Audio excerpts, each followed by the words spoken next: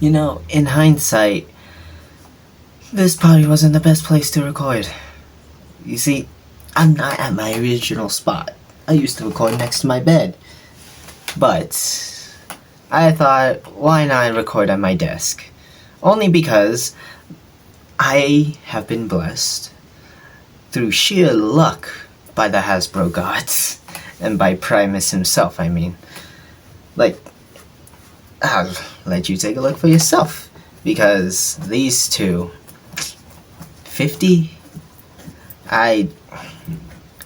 50 is a bit too much, but for one of them, it was worth it. I keep on jumping to the sky, fly so high, dive back down, burning, move so fast, I go right past your eye, dodging them bullets, they come at me with their teeth serrated, but they don't hurt me, superhero, cause I'm animated.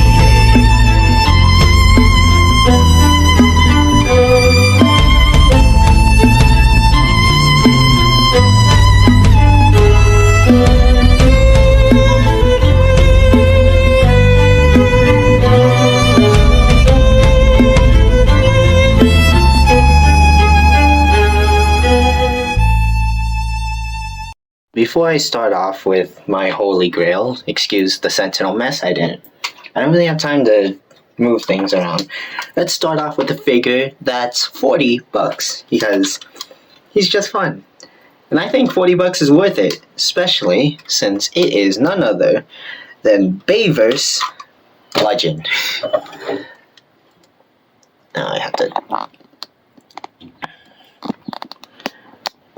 I'd say $40 is worth it, but he does have one drawback, and that is the fact that he doesn't like to stay tabbed in. Oh, and I'm reviewing these based on how I got them firsthand. Robot mode for Bludgeon, you'll see later. That's my only gripe with this one. That and his sword being a rubber part, it just bends. So his sword is always at a constant of G's, that looks worse.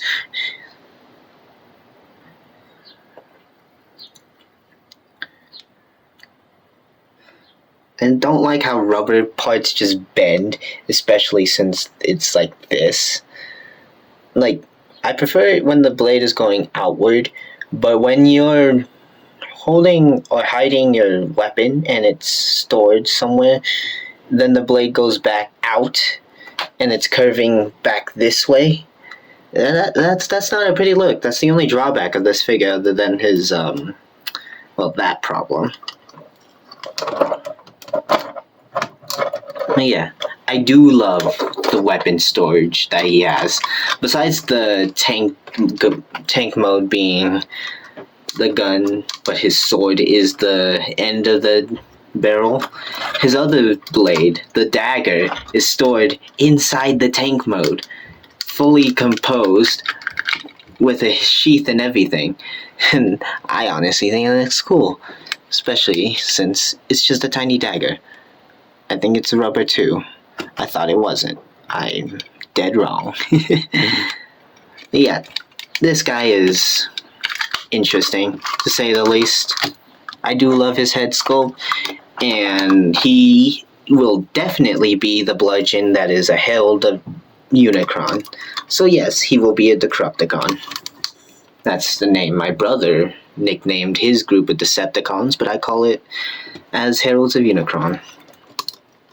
Yeah, I also do love weapon storage, especially with this Blitzwing. You see these little sleds right here? It's like a true samurai. You can stick the sword. Stick the sword? What? Stick the sword in, and his sword comes essentially like a samurai warrior. Only this time, it's a cannon shooting at you. Yeah, that's cool. I'm gonna hold the sword out here for a minute. Dealing with the transformation. Now this transformation is a bit long, to say the least. You have to fold the legs out after splitting him in half open. Then you want to just bring these parts in. I only figured out that these needed to go out on the side of the skirts. What? Excuse me. What you also want to do is with the legs, the feet, you want them to be able to fold in and then fold in through this way. You just got to make sure that this folds down. Do the same on the other leg.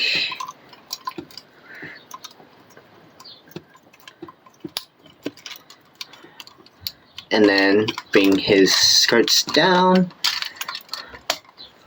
Fold the legs like so that they go up here. And bring his arms up. Pull these up. Push them up so that they can connect and tab in together like so. Then fold his hands in. Push his arms in and try to make them tab together, because that has always been a struggle. I can't even focus on center of the camera. That's because I don't know how to shoot said camera off my phone. Yeah, fold his legs up that way that this tab is tabbed into here, but after I move the legs out of the way, because this guy is actually kind of difficult. And then, there we go. Make sure that the tank pieces all fold in nicely.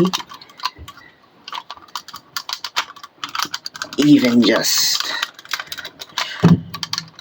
tabbing these in together, but before I even do that, just gotta make sure.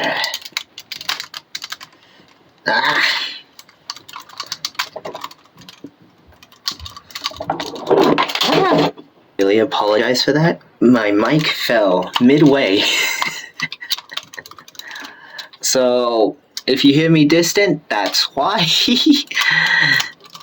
I moved it further on the desk so it doesn't fall again, because originally I just had it on the edge. You want it. There we go. These parts in particular just don't want to just slide in for some reason. Alright. Then you notice that they had tabs on here in the front grille. I'm going to turn the flashlight on. So why not? Turn the front. Tab it down. Then, treads. They are the easiest part. You tab it in through their little holes. I don't know why I didn't turn on the video beforehand. Yeah. This is essentially his tank mode. It's a neat looking tank.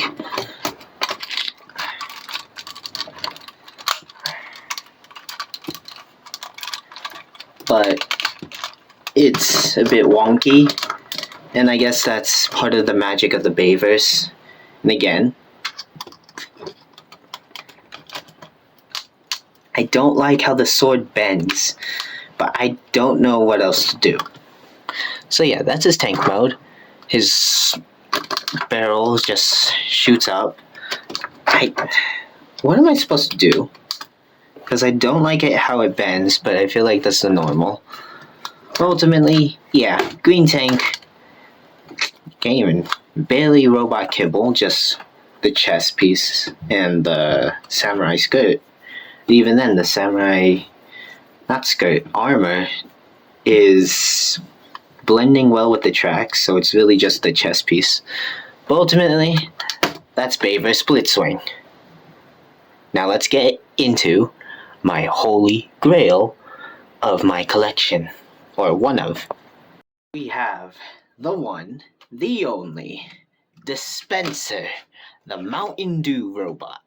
Not robot, transformer. transformed by the Allspark nonetheless. Now, I'm gonna be honest. For those who have seen my Instagram post, Mountain Dew is my second most favorite soda. That being the first one being Dr. Pepper. But they don't have a Dr. Pepper Transformer, do they? They have a Mountain Dew one back in 2007, which honestly is kind of cool. Especially since the film came out when I was born. Not month by year, just year. So, I love the truck mode. I just love how sturdy it is. It reminds me of Long Arm and Salvage.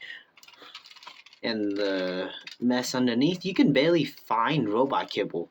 Like, maybe if you understand figures well enough, these are the little shoulder joints, but even then, that's barely noticeable. It just looks like, honestly, this is just one of the best, me personally, one of the best kibble-free, so to speak, of Transformers. Transforming this guy, though, is interesting. How I start off, you take the chest and back, and you kind of want to just untab it all together. That way, it folds out, like so. Then, what you want to do, untab the arms.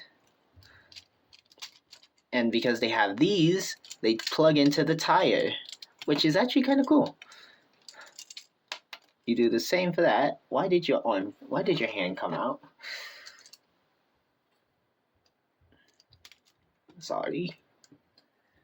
You pull the hands out. Can't tell. Okay, so it's not weak, it's just how I pulled them out. Then, what you want to do, push the chest piece in, form it down, take the legs out. Notice that this is the only part I don't like, weirdly enough. The claw gimmick, I love gimmicks, but displaying this guy will be hard because of this. Yeah. Turn the legs around. Untab the little sides on the foot. Move the foot up and push his feet up. So yeah, you would think these are his feet, but no. These are just there. Look at him. He's so rising good. And whatever you want to do with these, sometimes I have him on the side, sometimes I put them down with his feet. Ultimately up to you, honestly. Then, you want to bring his arms down. The front looks like this. So really, this is his front, this is his back. The tire is his back of his arm. Then, with the backpack, bring these apart. Make sure they untab right here on the back doors. So really what you want to do is lift it with your nail. That way they untab and make it much more easier to bring them out. Then you fold it in, and with how these joints work, you fold it in and then push it down. That way you get his backpack. And you could even have these out. I'm fine with dealing the backpack. I'm not fine dealing with this intractable claw. Speaking of, claw go attack. It barely... Oh, that's because I got stuck. Claw go attack.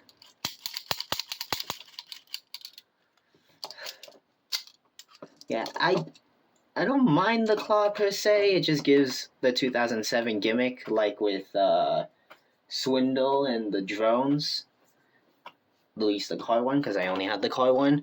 It gives that kind of vibe, but ultimately, I just don't like it on Dispenser Boy.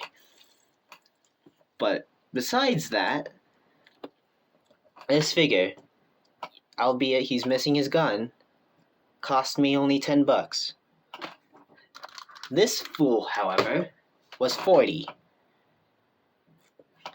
Now, Granted, he was an inside guy, so you could find him inside.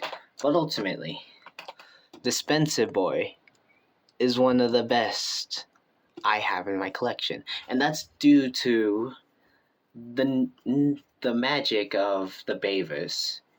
See, with someone growing up with the Bayverse trilogy, I say trilogy, I know Age of Extinction and Last Night exist, I do not talk about them. Well, I'll talk about Age of Extinction, but not The Last Night. I don't know. There's a certain realism along with transforming the Bayverse figures. There's just a slight touch of magic that I don't know why, but it's there. And it's something that I do like. But yeah, that's my look. Go at my flea market finds. Bayverse Bludgeon and the Holy God of Dispenser. Tune in next time whenever I decide to post, because personal life and school and maybe finding a job, because I need to do that. But ultimately, this was my flea market finds yesterday. I hope y'all enjoyed. Peace. Fly so high, dive back down, burning, move so fast, I go right past your eye. Dodging them bullets, they come at me with their teeth serrated, but they don't hurt me, superhero, cause I'm animated.